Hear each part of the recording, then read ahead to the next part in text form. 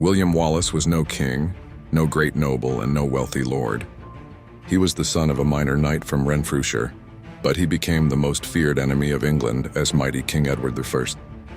In 1296, Edward invaded Scotland, deposed King John Balliol, and tried to make Scotland a vassal state. Out of this chaos rose Wallace. His first recorded act of defiance came in 1297, when he killed the English sheriff of Lanark. Soon, rebels rallied to him, and a national uprising spread like wildfire. On September 11, 1297, Wallace and Andrew Moray faced an English army more than twice their size. As English troops crossed the narrow wooden bridge over the River Forth, Wallace struck. The bridge bottleneck trapped the English and thousands were slaughtered. Hugh de Cressingham, the English treasurer, was killed, and legend says Wallace made a belt from his skin. This victory electrified Scotland. Wallace was named Guardian of Scotland, ruling on behalf of the absent King Balliol. For the first time, the English were shaken. King Edward marched north himself, determined to crush the Scots.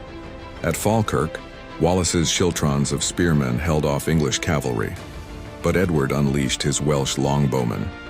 Arrows tore the Scottish ranks apart, and Wallace's army collapsed. Though Wallace escaped, he resigned as Guardian, leaving leadership to Robert the Bruce and John Comyn. Wallace never gave up. He waged guerrilla war and even sought support in France.